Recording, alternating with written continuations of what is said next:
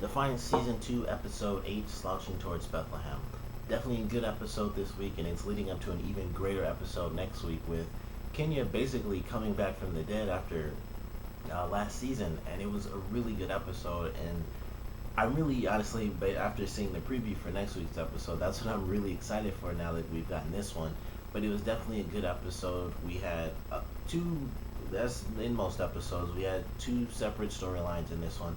The other one was really good too, although unfortunately we didn't get a lot of information out of basically the gathering of all of Orissa's people. So I'm excited to get more information on that, but the way that ended was definitely interesting too because they're talking about arc rise now, and I don't know how that's going to work with all the different people, but it was interesting to see.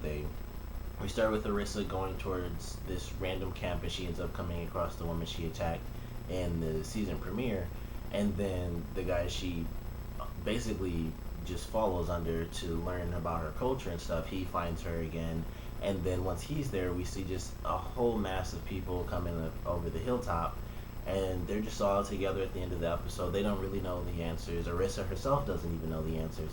But I'm definitely excited for what they're going to be doing. They all have separate visions, and they also, based on what the woman told Orissa, they have different names, so it's not just the same being in different hallucinations.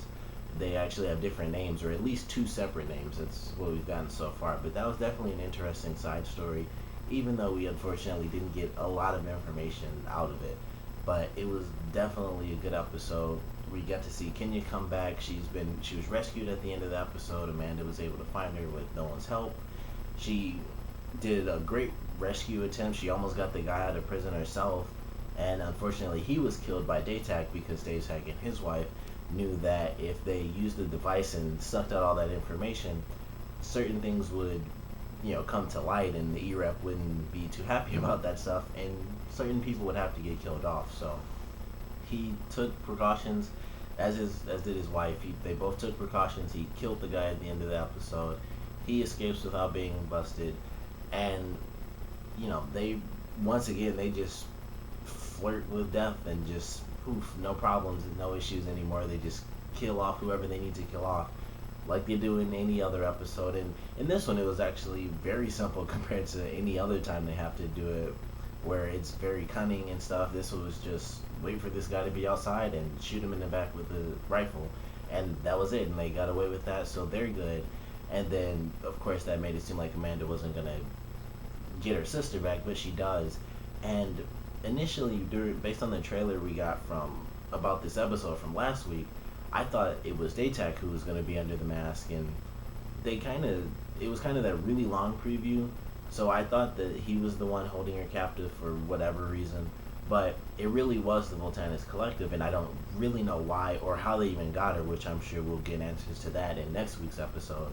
But we don't actually get to see the people. They probably won't end up being crucial characters since we didn't get that little reveal.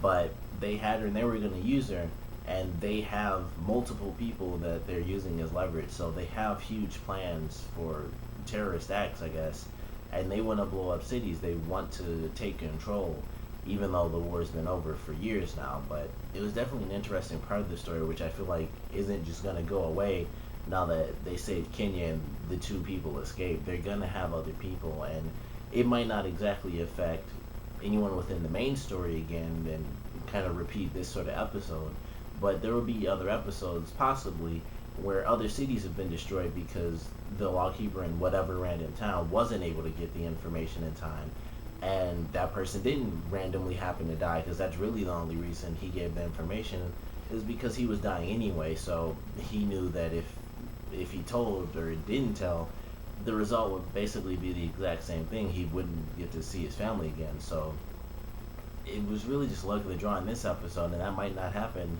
in other towns. So we might hear about stuff like that where other cities did get destroyed or were hit with bombs and things like that. So that should be interesting if that does actually come into play. But I definitely enjoyed this episode. Another little thing they did, Tommy did join the E-Rap. He also found out what's happening between his ex-girlfriend and Nolan, which was really harsh on her part, but, hey, that's just how it goes. Daytak and his wife sort of reconciled at one point in this episode, and it was a really interesting moment after that when the henchman was talking to Favitar, and he says, we aren't gonna allow for reconciliation because you be forgiven, you and your son, of course, your family, but we just all get killed off. We can't really let that happen. And Favi basically just says like, well, if it does happen, then you should be glad you got to live every day since you helped me overthrow my husband. That's basically what she said. She just did it in her very subtle way, in saying that him living each day after defying Daytak was a gift in itself. So she's gonna do what she wants, and who gives a crap about the henchman? So it'll be interesting to see if they do reconcile, and then the henchmen kind of have to go against the entire family and go against Daytag and Alive and Favitar. So I'm curious if that's gonna happen, or if they're just gonna have their moments of like, we're together, but you stay out of the business because you kind of ruin the entire family. But that was definitely an interesting point that I feel like they're gonna have to come back to in this season, because they seem to get closer and closer each episode. It almost seems like every problem they have brings them closer and closer, because it's always like, we have to work together, or either you killed someone and you could have framed me but you didn't, or we have to work together to kill this other person because I don't have these skills, or I've already been questioned, so I'm probably being watched or something, so you have to take care of it. So they seem to either help each other out, or work together in very small ways.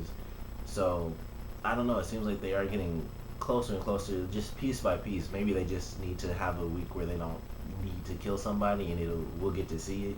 But every episode it seems like either someone died that they care about, and then they have to go kill someone, or they just have to kill somebody who's causing them issues. But definitely a good episode, a lot of little points in there, and then we had a really big points that were definitely great they're definitely gonna be great for this season. But I'm really excited for next week's episode, and hopefully we get more on Kenya, as well as more on what's gonna happen with Larissa, because she basically disappeared once she went into the forest, and she was gone like the entire day, and now it's just nighttime and she's just out there like it's nothing.